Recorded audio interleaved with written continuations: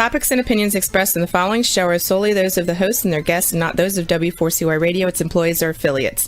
We make no recommendations or endorsements for radio show programs, services, or products mentioned on air or on our web. No liability, explicit or implied, shall be extended to W4CY Radio or its employees or affiliates. Any questions or comments should be directed to those show hosts. Thank you for choosing W4CY Radio.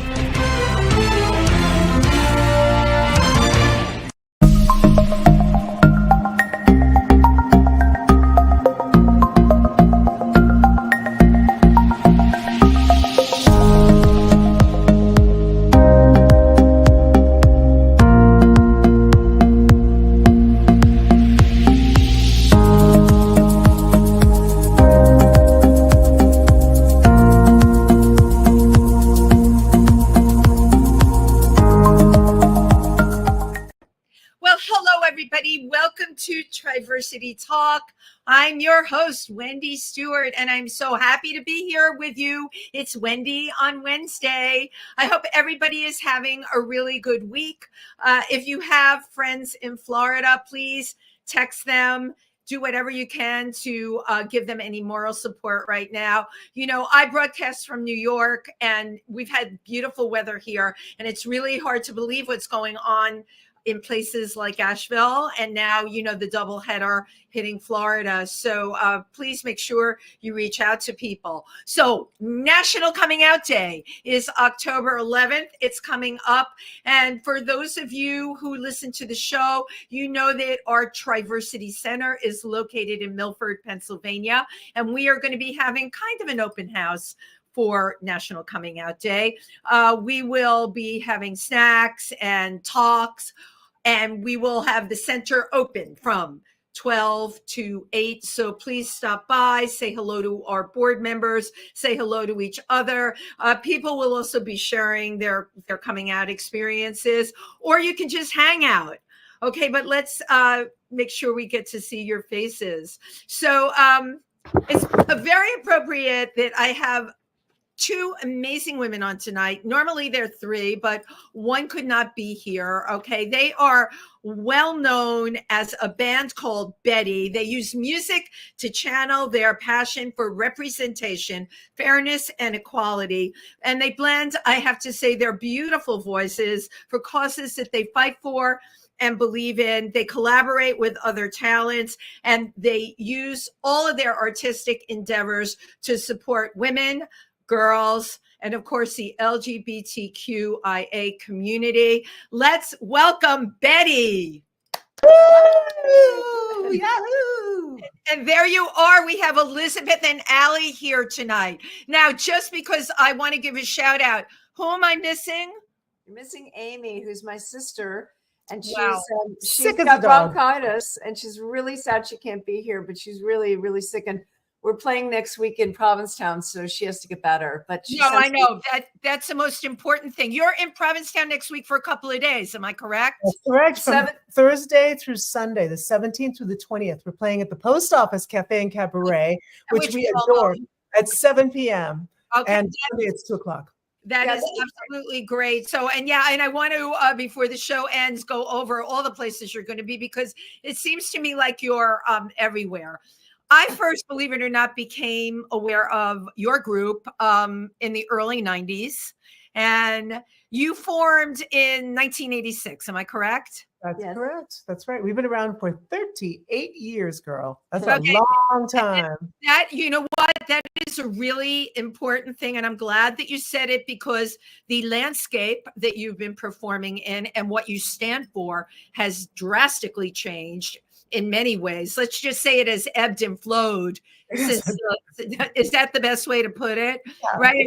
We really thought we were gathering steam up there for a while, and then things happen. All right. Well, you know what? We discuss this often. I say it's just a pendulum. I say it's like we go this way and we went so far this way that people freaked out, and so we're swinging back the other way, and we're going to be going back and forth. So that's what I think of it as. I don't think that we're like in some irreversible spiral downward that we can't come out. I don't think it's irreversible either. And you're 100% perceptive when you say it is a pendulum going back and forth. But you know what? It is daunting for a lot of people, especially a lot of the younger people that don't know history, the same history that we have lived. And they're like, what the heck is going on? You know, we had marriage equality. Now everything's getting crazy. They're passing all these they're trying to pass all these LGBTQIA anti bills. How could this be happening now? And I got to tell you, even some of my friends that are older are having a really hard time with it, which is why what you are doing is so important. You're using your art to raise awareness. So I think the most important thing that we need to do is for people to vote.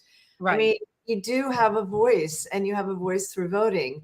And people that say that voting doesn't matter, they're really wrong, because it changes everything. So we have to make sure that everybody gets out there and votes, because it's how a democracy works. And if we want to move towards having a real democracy, which we've never really had, but we've come close, but we have to really work on it, and we have to put the effort in to gather together as a community, as opposed to being fractioned, and come together, and as women, as LGBTQ, as Jewish, as Christian, as whatever it is, we need to come together and vote for the better interests of everyone. I think voting is part of it, but I also think, I just read recently that democracy is like brushing your teeth. It's something you have to do every day. And it's true. You don't let the jokes go by when people say certain things. You every day you have to stand up and do something or say something and keep going in the right direction.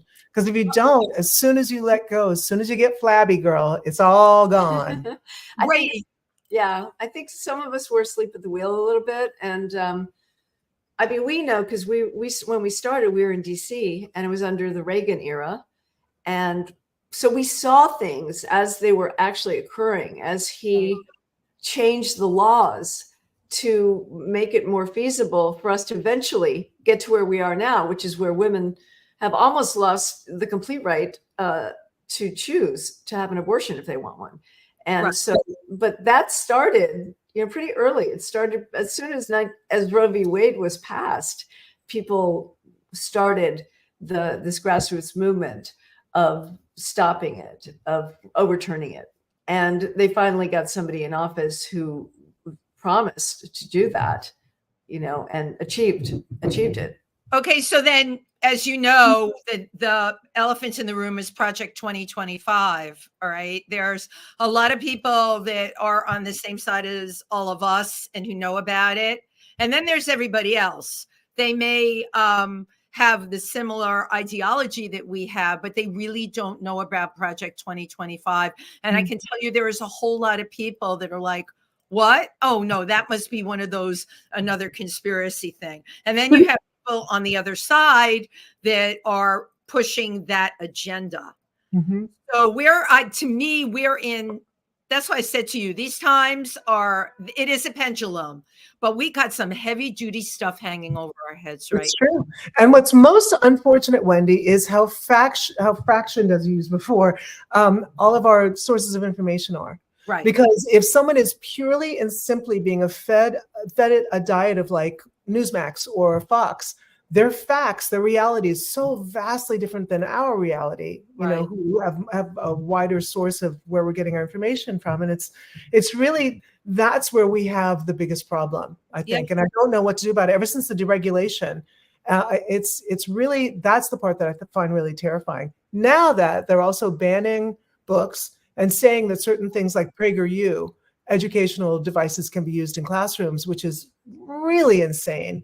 That means that people are being indoctrinated at a younger and younger age. So, like we said, democracy, you got to do it every day. You got to make sure you're continually fighting with your school board to make sure that the information is getting out there and all those things. And you hit the nail on the head. I mean, I don't know, you probably heard my intro, but Triversity is located in Milford, Pennsylvania, and we are called Triversity because we represent New York, New Jersey, and Pennsylvania, but the rural areas. So 1 hour and 40 minutes from New York City, where I am.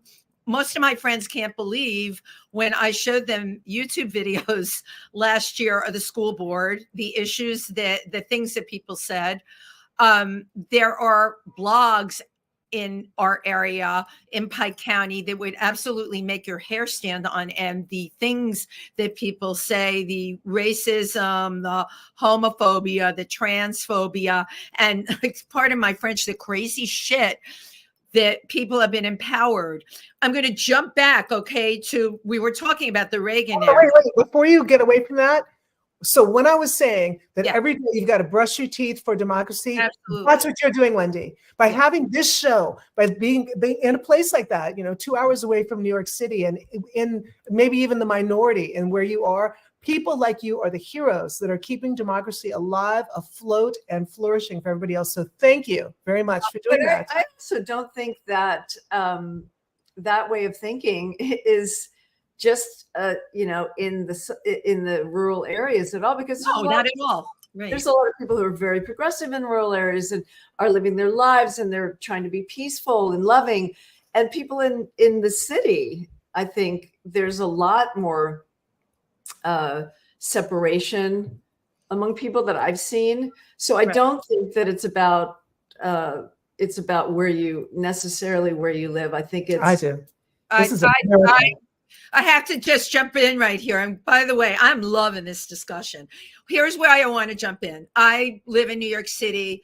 I was part of this organization when we started. I'm the only one still left, right? So we're around 13 years now. And because it's a rural area, we absolutely were needed. All right. New York City, you're totally right, Elizabeth. I know people in different areas in New York because I'm everywhere, and I do tons of non-for-profit stuff for the LGBTQ community.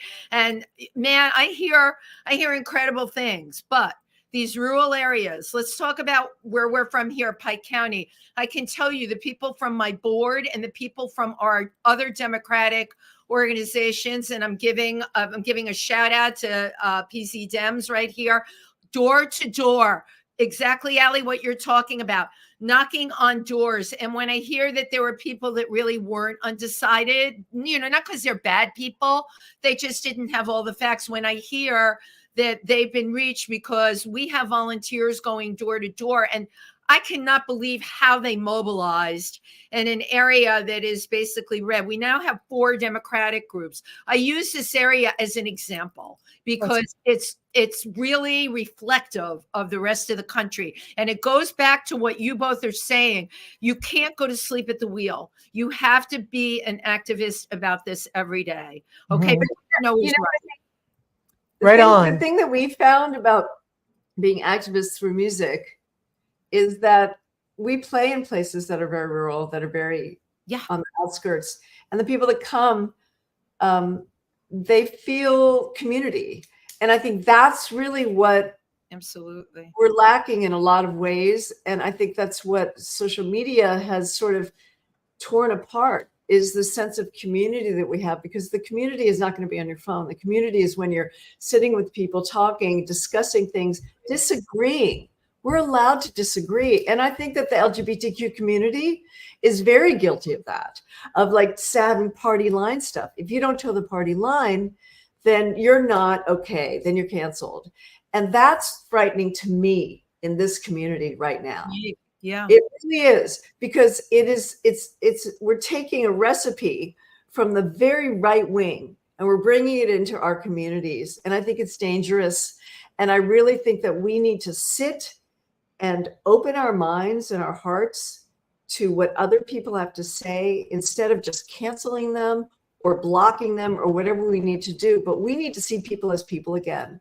And I think it really starts in our community, because that's frightening for me, to see the left listening and seeing what the right did and utilizing that in our community. And that's what's been, frightening for me. And that's why it's so great to go and just play in communities and have people respond to you in a musical, in a dancing way, in a joyful way. And then afterward, you can look at each other and say, oh, we like this music. We might not agree on politics, but we can be in the same room and enjoy art. And I think that's why it's so important to have art. Right. In our society. And you're reaching them through your music, which is, you're talking about community. Music is a brilliant device to reach people with. I mean, you're doing the very thing. But you did bring up, Elizabeth, about the schism and the LGBTQ community. You know, my saying is, if you take all those letters, or you pull one letter out, it starts to become, my ass is covered, so I really don't care about yours. And the G's will say things about the L's. The L's will say things about the T's.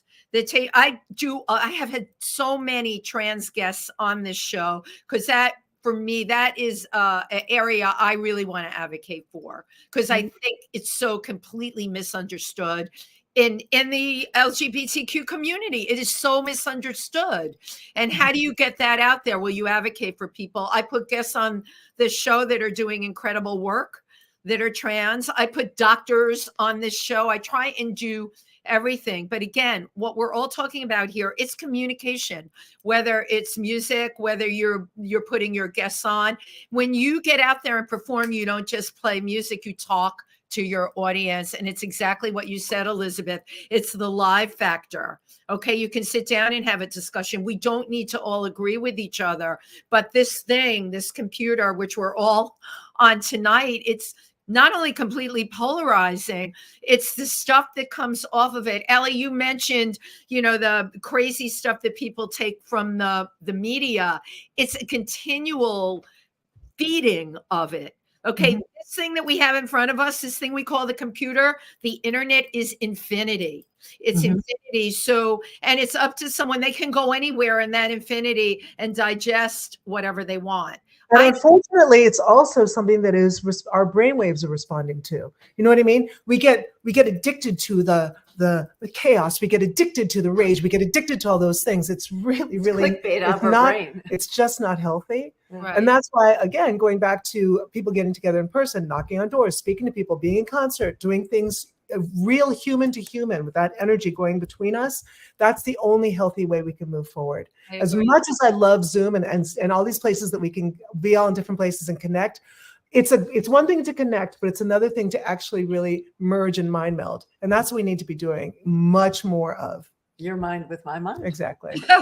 You're both merging. Yes, Elizabeth, what were you going to say? I would love to see hellobetty.com going across the bottom of this. That would be really wonderful. Okay, right? well, if you can make that happen with the other one going across the bottom, that would be great. Do your listeners know, or your viewers know, about the mysterious wand? Go. The mysterious wand who is making all things happen, like the wizard behind the screen. He is the wizard, and believe it or not, Juan is in Florida right now. So I was a little worried. So God bless him for being here, and God bless W4CY. Represents a lot of podcasters. They have all kinds of shows on there, and again, that's one of the positive things, right? That's come out of the internet. You get to meet. I've met so many people from doing this, from being a guest on podcasts, from hosting podcasts, from being co-host on other people's podcasts. And these discussions, my God, they are really, really important. But at the end of the day, we are losing our ability to give face to each other. I have a question for you. How have you sustained Betty since 1986? It's a good question. Well, I think two of us are sisters. My sister's ill tonight, so she can't be with us, Amy. You'll see her on the video when you play it. But I think we've created for that long. And I think making art together, even though it's very tense when you do it, because it involves ego and it involves, shares and things like that, turning out something great. Like we have a new album out called Eat. It's available on all the platforms. You can listen to it. And making that was such a joy. And to listen to it, we worked with the producer, Jason Carmer. We made part of it in Mexico City, and a lot of it here in New York. And it's just releasing something to the world when somebody comes up to you and says, I love your new album, and starts singing the song, some of the songs back to you. I think that's part of why we keep doing what we're doing.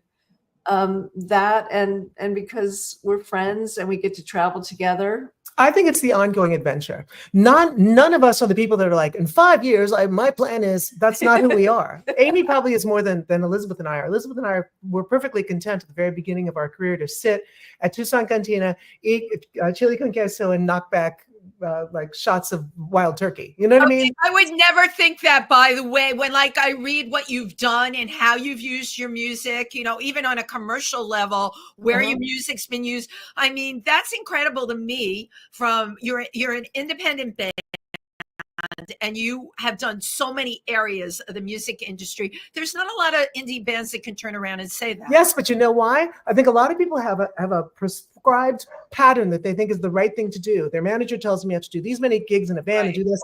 We've never been that. We've been the ones sitting at the cafe on the corner, and people passing by just come by and talk, and we spend some time just like this, talking about the world in Washington, D.C. And someone come over and say like, hey, I've got this gig. And so that's how our career sort of evolved. All these amazing things happen from conversations and connections with people that we meet along the way. And that's what's made it such an adventure for 38 years. We have no idea what might be happening next year, but we just know there's going to be some really exciting, fun things. I think just that carrot will keep you going on, dangling. Will keep you going. I say it all the time, right? Also, we're saying, well, we want to see this, or we want to play here. And then we make it happen. If somebody doesn't make it happen for us, you know, right now we're obsessed with playing in Japan because we've never played there, and we've played so many other places. And we love the wisteria. Yeah. Love the wisteria. So And we want want to go to Japan and Cherry Blossoms. Yeah, we have fans there. You know, we have a 1000%. lot of fans there, and we'd love to go play there, but we've never played there, and we don't have an in there. So that's what we're going to concentrate on this year, even though we have all these other gigs. Let's play in Japan. See, that's what it is. We manifest stuff. Yeah. We see I it, totally and we have our tea or whatever, and we say like, oh, let's do this. Let's make this happen. And we just put our energy out there. And because there's 3 of us, if you remember the most famous witch trilogies, they're all, you know, there's always this power of 3 women coming together. Right.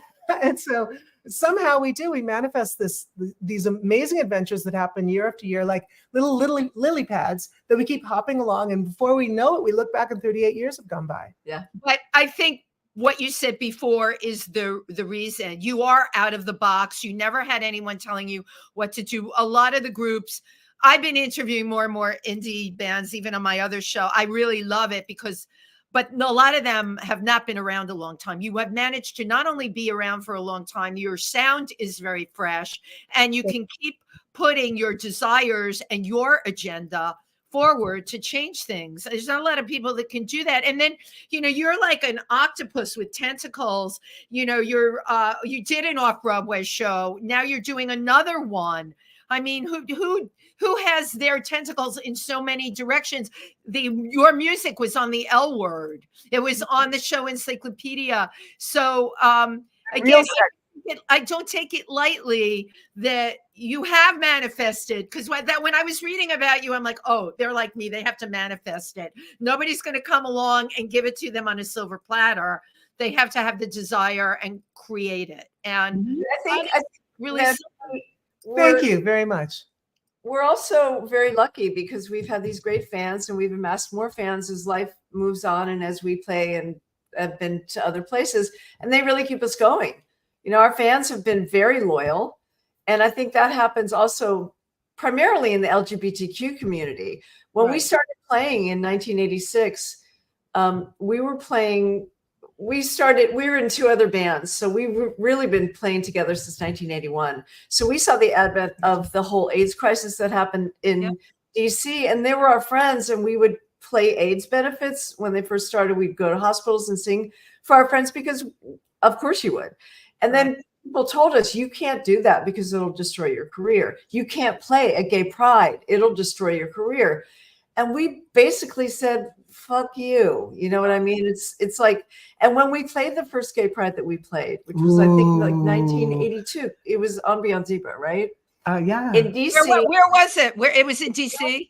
In DC, hidden. It was hidden. And you had to know where it was because people were so afraid. You had to have the password. Pictures. Basically. Take pictures because people were afraid they'd lose their jobs. It's behind some bushes. Nobody would play for it. So we played for it.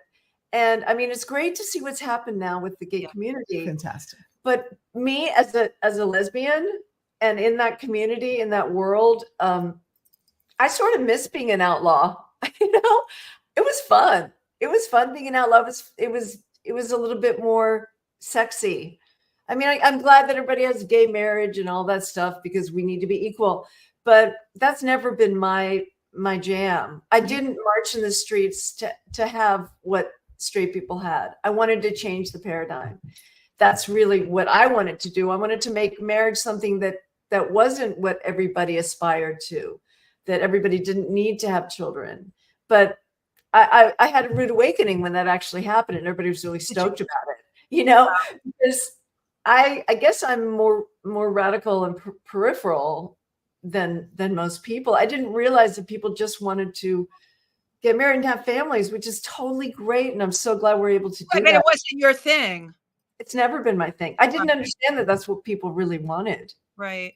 And when you talk about fans that have supported us and helped us move forward, yes, it's been the LGBTQ plus community, but I think for me, even more than that, it's been the women's community. Because from day one, That's even true. before we knew each other, when we were children, we have been such radical feminists from the very, very beginning. Right. All of us fought as children. We've discussed different stories. We've done things. We were doing things as children that were seriously, revolutionarily. You were ahead of your time in terms of what you were aware of and what you did as children. Did any of that though come from how you were raised, your parents? Yeah, of course. It came from our moms. And I mean, it came from my mom for sure. Not from me. And my dad. Yeah, mine came from my dad. My dad was someone who, God bless him, he didn't know any better, but he believed in corporal punishment because that's how he was brought up. And he tried to be like less for us. But I remember him like taking his belt and whipping my brother. And I remember standing up and standing right in front of him and saying, don't you ever do that again. If you ever touch him again, you have to go through me to do it. When I was a very small child. Oh. And I just think that there have been times in all of our lives where we have stood up as women and realized that there is so much unfairness in the world that you have to stand up and continue to stand up. Yeah. And that's, to me, I think that the authenticity of where we feel about that has really resonated with women all around the world. And I think that's been the largest wind beneath our wings. I agree. I do agree. Yeah, you're changing your mind left and right. No, I'm not changing. Fabulous feminist I didn't say that the LGBT community was the only community that, that supported us. But Right. within the women's community is, of course, the LGBT community. Right. Community. But no, you made a good point. It was the women's community that got behind you. Amy Ferris, who I'm sure you know, when I told, she's well-known, you know Amy, yeah? Not personally. Okay, but you know who she is. Yeah, she was excited that you were coming on the show tonight. And thanks to Amy, we had Gloria Steinem come to Milford, Pennsylvania. We had so many powerful women for our Readers and Writers Festival because Amy, of course, is a woman that she lifts up other women. And that is a really important thing. However, I'm going to give you the other side of the coin now. And you're both really brilliant. So you know what I'm going to say next. No, I have no idea. Entire clique of women, okay, and I'm seeing them at all ages that not only would vote for the other side. I don't care if you're a Democrat or Republican, okay? That other person running is completely that is so out of left field, and he's such a horrible example of a male. I don't know how, and I see women out with their signs and everything, and I've seen a certain ilk of younger women, and this is going to blow you away. I don't know if you've seen it, in their 40s, straight, with belly shirts and boobies hanging out. And they're, I'm voting for Trump. Yeah, Trump, Trump all the way. I don't get that. I don't understand that at all. And a number of them have heavy duty jobs. All right. They have careers that they're highly educated for, but there is that ilk out there. What the hell is that? And how did that come about? This is going to be written about for decades to come because the charisma of this man it goes beyond me. I do not understand. I've never understood it, but people are completely drawn into him. Also, I don't think being highly educated necessarily makes you morally adept or makes you understand that fairness is important. The first person that ever sat with me and denied the Holocaust to me was a full professor at Georgetown. Oh, Jesus. So having an education does not make you smarter. It doesn't make you more empathetic. It doesn't make you understand the world more. I think it helps to be educated, but it's not everything. Right. Or maybe you're so developed in one area, right, that you have shut off other areas and you don't stand to reason, like a Holocaust denier, you know?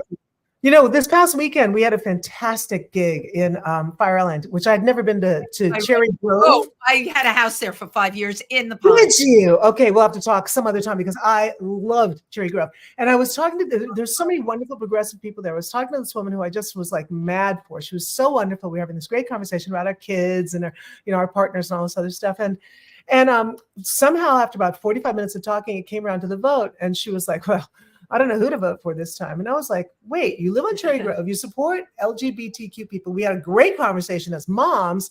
Everything you talk about is something about supporting women. You're very, very progressive and feminist, and yet you don't know who you're going to vote for. So there's just no telling sometimes. There just is no telling. And I think it goes back to what you were talking about, which is getting misinformation.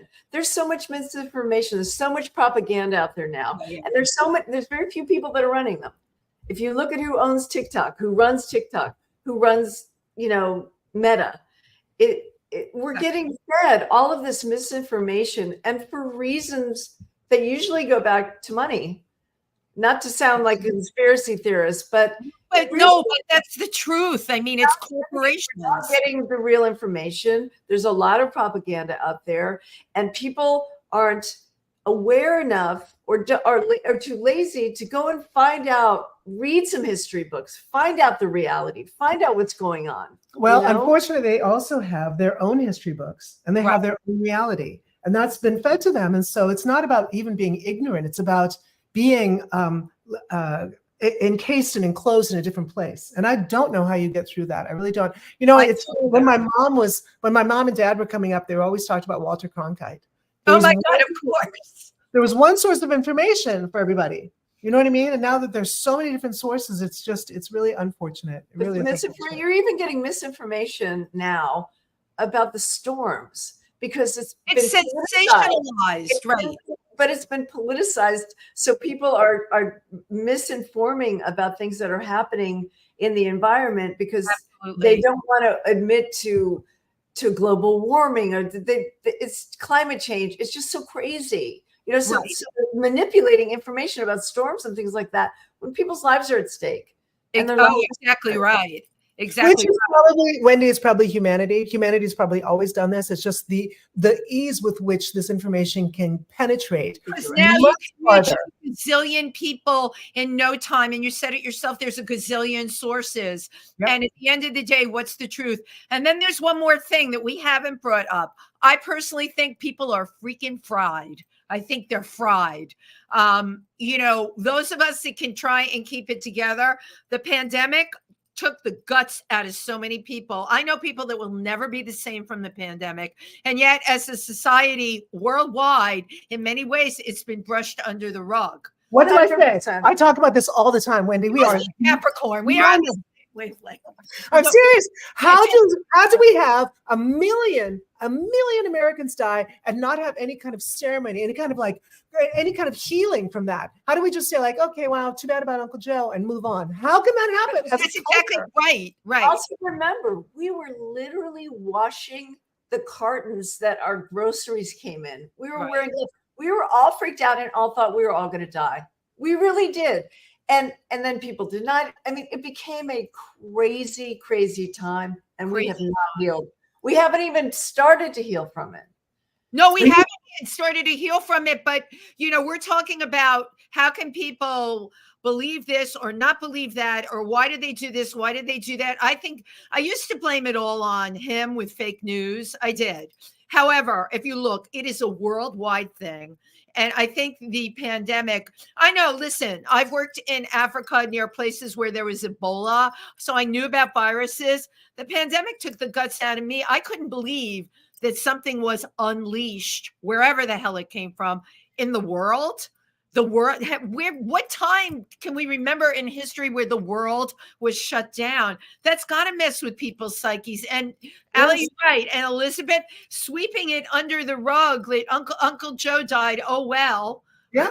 And that happened everywhere. All of us knew someone. All of us lost someone. Where was the mourning? Where was the national coming together to say this was a tragedy that happened, regardless of where we thought it came from, regardless of who is to blame? We all lost someone. Where was that one thing where all the preachers, if you will, all the humanity? Yeah. Where was the humanity? But I mean, I just didn't think, it was just so sad to me that one person didn't come forward or get a group of people come together so that we could at least mourn, because I think mourning is so healthy, and we didn't get a chance to do it.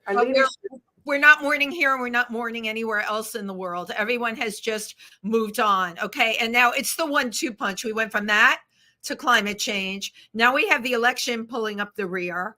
But again, not just here. If you think about what's going on, I try and think globally, right? A lot of people are like, well, they can only handle what I have to think globally, because that's how I live my life. With everything that's going on, we're back to knocking on doors, all right, to tell people to vote. That at the end of the day, I think that we have to all do our version of that. Yeah, I knocked on doors for Hillary in Pennsylvania. You did. God bless you. Thank you. Actually, that's when I sort of knew she wasn't going to win, because I was convinced she was going to win before that. But I was knocking on Democrats' doors in the suburbs of Philly. And so many people were so violently against her, and for no reason. And There's one big reason. Because she's a woman. There's a big reason. Because I was just speaking with someone who's a friend of my partner's, and he was like, well, there's no way I'm voting for her. He's like, I would never vote for Trump, but there's no way I'm voting for her. And when you're like, why? There's no explanation other than the fact that they cannot have a Black woman telling them what to do. And that's so real. Right. Yeah. It's unreal to us, but you have to ask yourself, is that culturally bred in? Okay. Is that environmentally, you know what I'm saying? Where does it start, that mindset? It's a mindset. I think the answer is yes. Yeah. Yeah. It's all of the above. It starts very early, and it starts by negating women and girls, especially girls, when they're not learning science, when they don't raise their hand in class, or if they do raise their hand in class, the boys are called on first. I mean, it starts very young. And the thing that I want to get back to is that music takes us out of it. Totally. It gathers us, it brings us together. So I don't know if you've heard our new album, but I didn't hear your album. I heard what was on your one of the songs that's on your website. Should we play the video now? Should we let people know? So, Allie, you just jumped in there, but Elizabeth, you gave me the perfect segue about your music. And yes, we are going to play the video now, but hold on. I want to say something. Juan, before you play the video, this video was directed by Allie's daughter, who was 20 at the time, 20 years old, Ruby Salvatore Palmer. Shout out to you. Okay, Juan, you can play the video. It's from my new.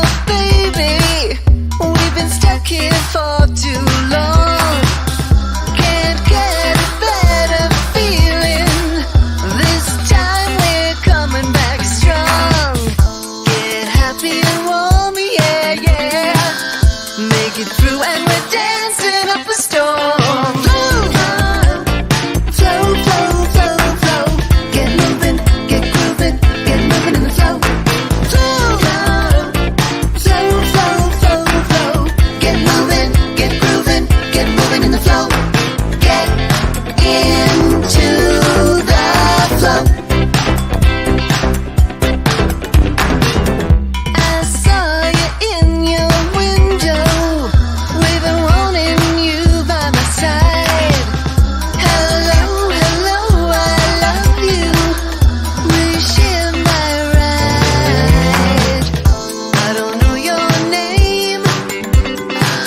but let's get insane.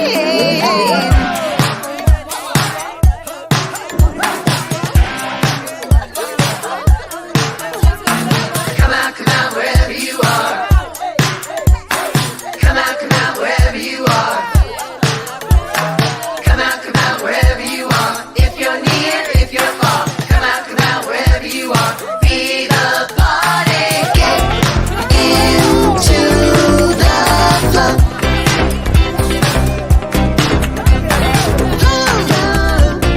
Flow. Get moving, get grooving, get moving in the flow. Flow.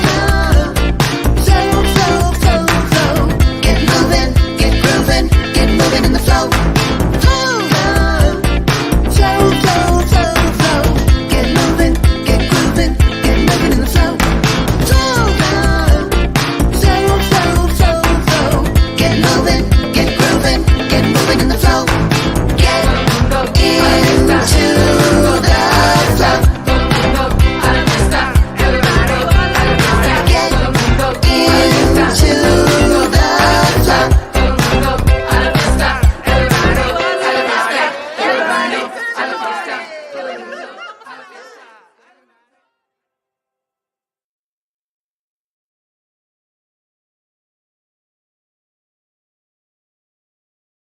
Beautiful. Woo-hoo! Off of the album E, I love that. That is such a happy, upbeat, I mean, such a great song. Thank you so much. It was one of the No, ones it we did really- in Mexico City where we all. It makes you want to move.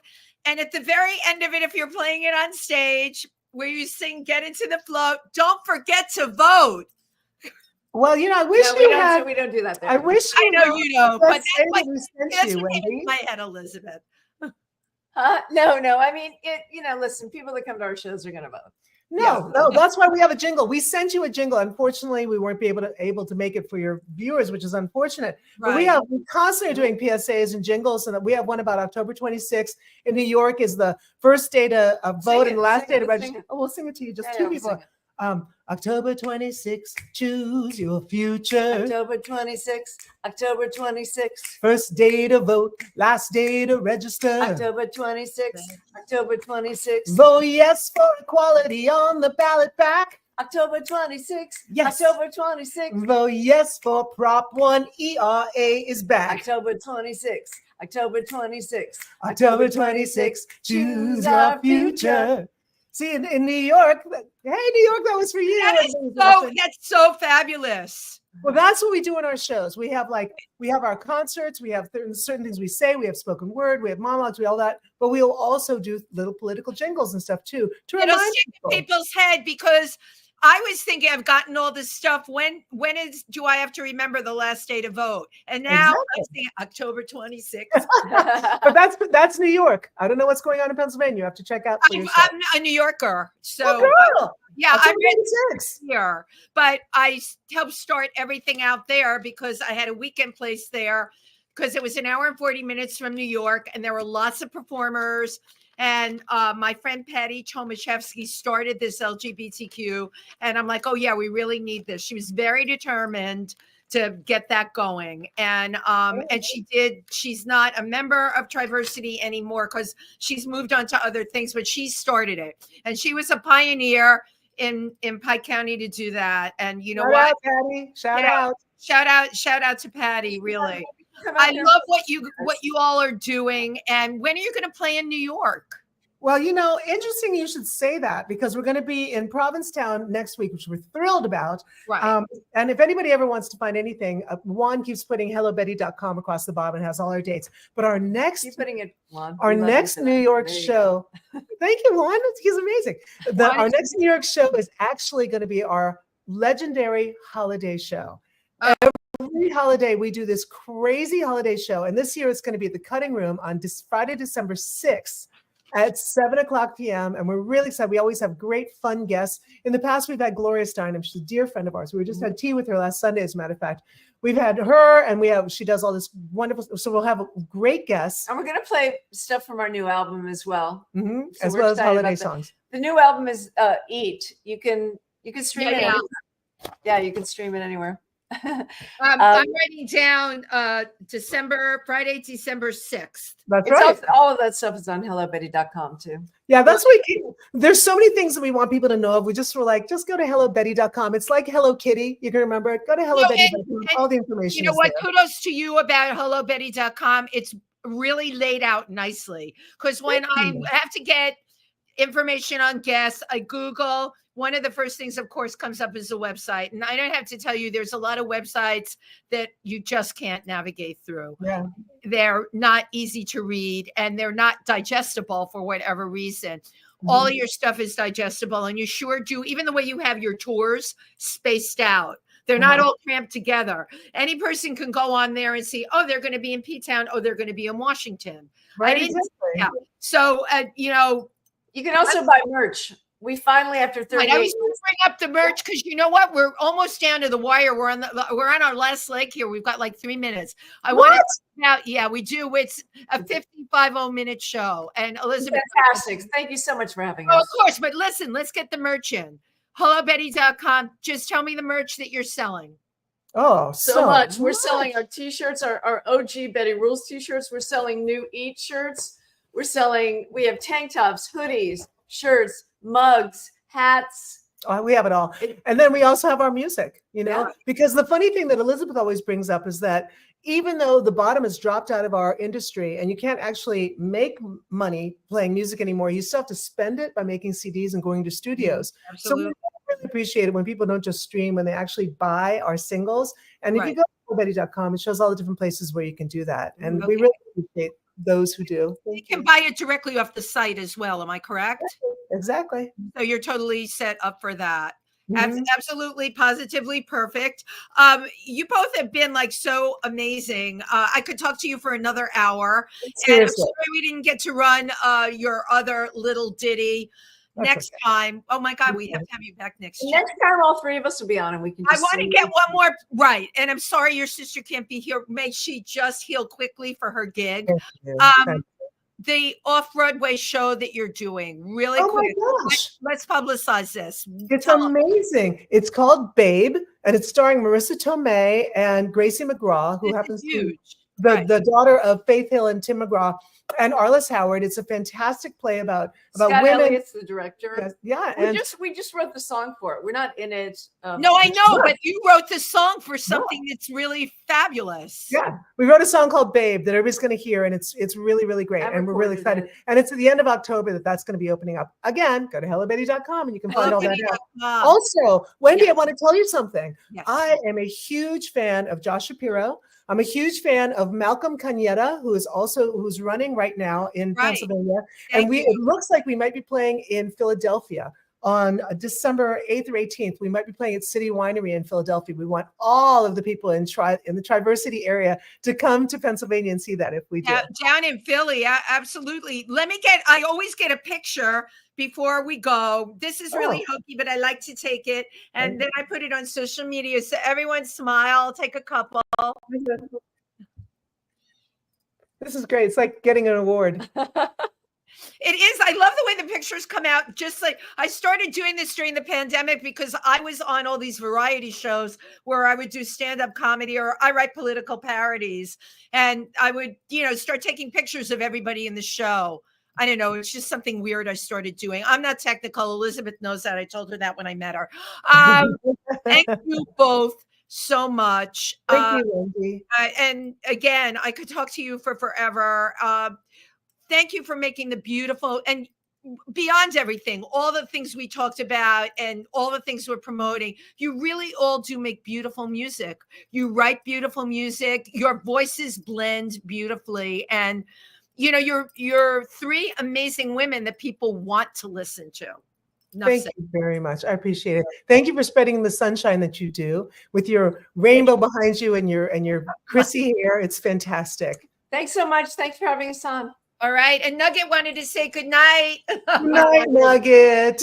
Everybody, we'll see you all next week. Bye-bye. Thanks, Thank you all.